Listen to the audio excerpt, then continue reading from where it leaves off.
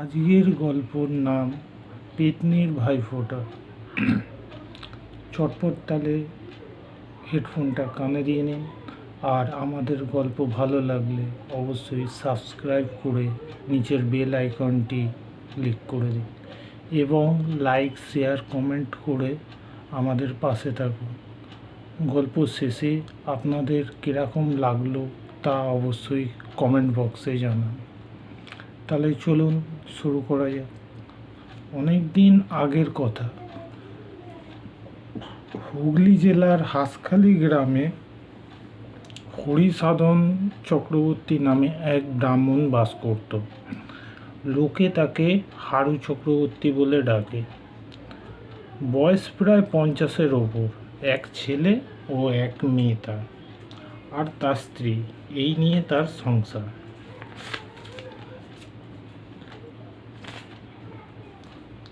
বংশগত পেশা যজমানগিরি করে অতি কষ্টে যখন পেট ভরা যায় না, তখন সেটা বাদ দিয়ে বরং লেখাপড়া শিখে মানুষ হোক, এটি তার বাবা চায়। তাই তার ছেলেকে এক স্কুলে ভর্তি করে দেয়। সে এখন 5ম শ্রেণীর ছাত্র। কিন্তু কমলের যত বয়স বাড়তে লাগলো, সে পড়ায় অমনোযোগী হয়ে উঠল। তার পড়াশুনো করতে ভাল লাগতো না, খালি খেলা আর খেলা। সে কিছু বদ ছেলেদের সাথে থেকে সে পাড়ায় গিয়ে কারোর গাছের আম, কারোর গাছের কাঁঠাল, কারোর গাছের পেঁপে এইসব সে চুরি করতে লাগলো। তো একদিন পাড়ার লোকেরা অতিষ্ঠ হয়ে হারু চক্রবর্তী মশাইকে জানালো। কি গো হারু, তোমার ছেলেকে কি কিছু বলবে না? আমার গাছে আম, কাঁঠাল সব পেরে নিয়ে চলে যাচ্ছে, আমরা খাবো কি? আরে দাদা, কিছু মনে করবেন না, বাচ্চা ছেলে তো ভুল করে ফেলেছে। আমি ঠিক আছে, আমি ওকে বোঝাবো। এই বলে কিছুদিন কেটে গেল। তারপর হারু চক্রবর্তী তার স্ত্রীকে সে বলে, আরে আরে তোমার ছেলেকে একটু বোঝাও।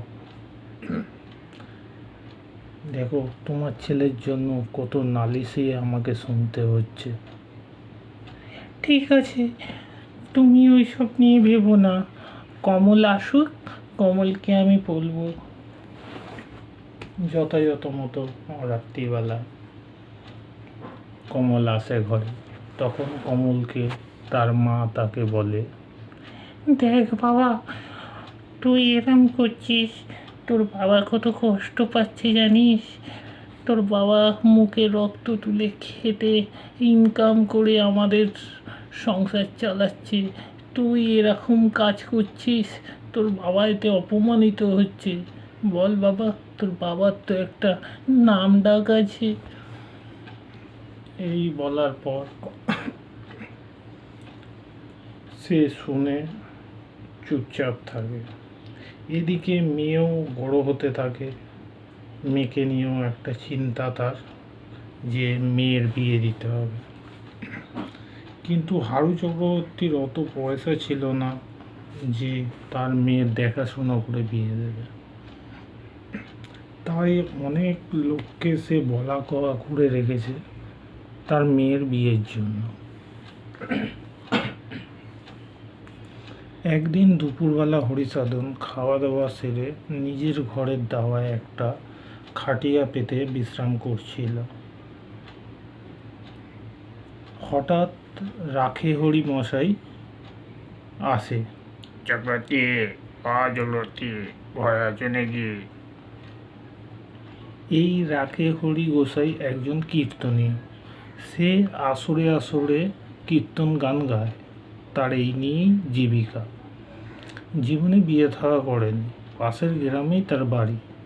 একদিন গ্রামের রাসমেলার আসরে রাখে হরির সঙ্গে আলাপ হয়েছিল হরিসাধনের। তা আজ প্রায় বছর 5-7 হয়ে গেল। বয়সে হরিসাধনের চেয়ে রাখেহরি অনেক বড়, তাই হরিসাধন তাকে দাদা বলে ডাকে।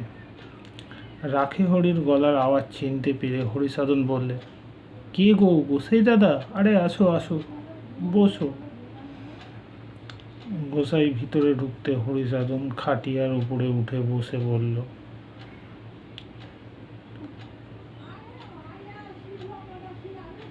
তুমি দেখছি আজকাল ডুমুরের ফুল হয়ে গেছো। তোমার দেখা সাক্ষাৎ মেলাই ভার। কি যে বলো দাদা, যজমান সামলাতে সামলাতেই দিন চলে যায়, আর দেখা পাবে কোথায়? তা অবশ্য মন্দ বলনি, সংসারটাও তো দেখতে হবে, সবই শ্রীহরির ইচ্ছা। তা যা বলেছ। তা কি অভিপ্রায় এ অধমে বাড়িতে পায়ের ধুলো দিলাম কেন, এটা জানতে চাও? না দাদা, এবারে রাখেহরি আসল কথাটা পারল।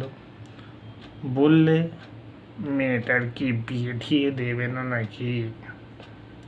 কি করবো দাদা, মেয়েটার যেমন কপাল, কত লোককেই তো বলল, কই আজও কোনো কিনারা হলো না।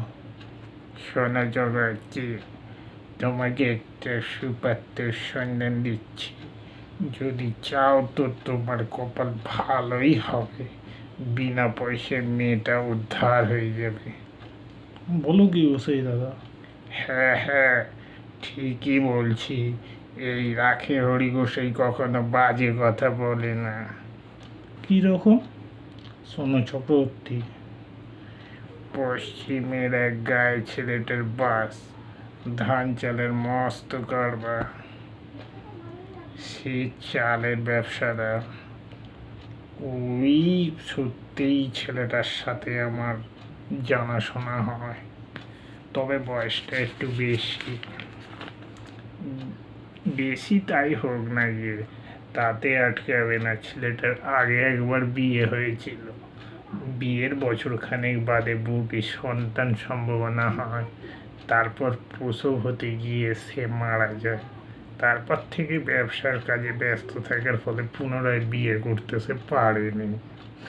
তাই সেদিন দেখা হতে সে আমাকে বলল, গোসাই ঠাকুর, একটা ভালো মেয়ে দেখে দিন না, তাহলে বিয়ে করতে পারি, বংশটাকে তো রক্ষা করতে হবে। চিরকাল ব্যবসা নিয়ে সময় কাটালে তো আর বংশ রক্ষা হবে না। তবে যেন দেখতে শুনতে ভালো হয়, আমি 1 পয়সাও নেব না। এই পর্যন্ত বলে রাখেহরি গোসাই বললে, তা তোমার মেয়েটি তো বেশ দেখতে শুনতে ভালোই, তাছাড়া খরচ করে বিয়ে দেওয়ার মতো সঙ্গী তো তোমার নেই, তাই বলছি দেখো না যদি হয়ে যায়।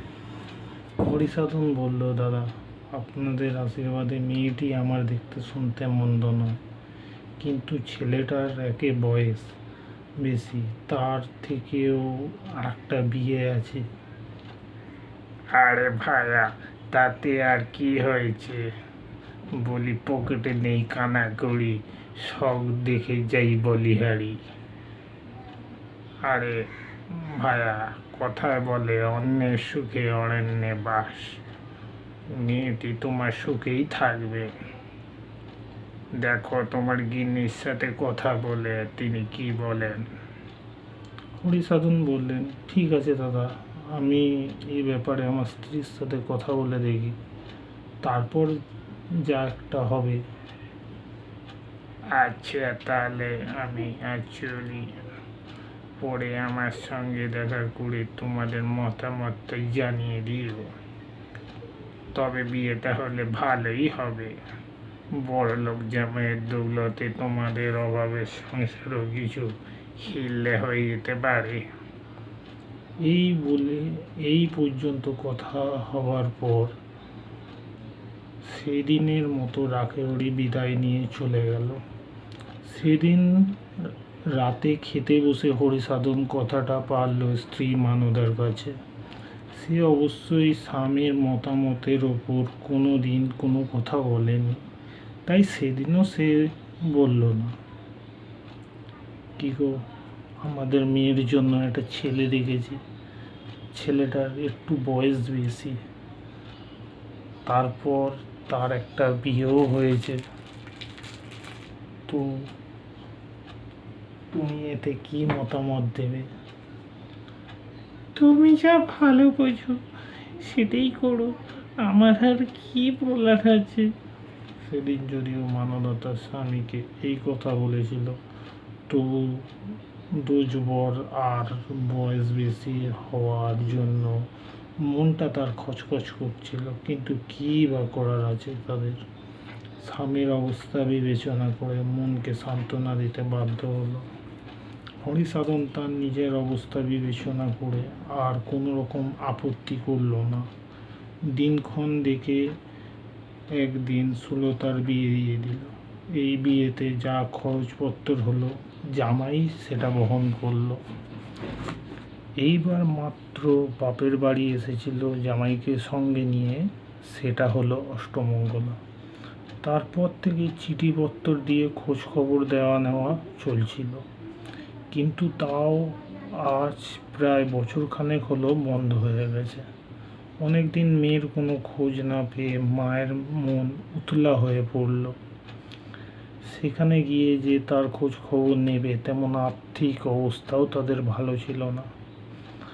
যাওয়া আসা, গাড়ির ভাড়ার খরচ, তাছাড়া একেবারে খালি হাতে তো আর জামাই বাড়ি যাওয়া যায় না।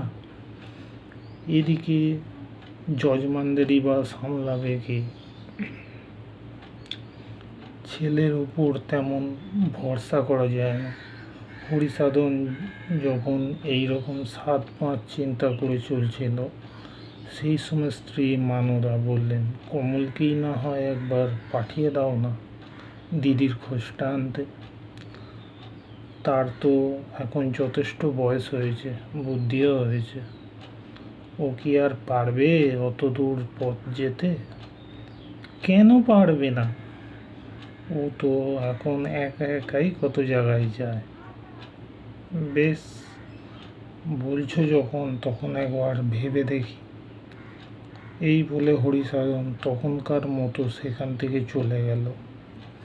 পরদিন হরিসাধন দুপুরবেলা যজমান বাড়ি থেকে ফেরার পর স্ত্রী মানদা এখন একখানা চিঠি হাতে তার তুলে দিল।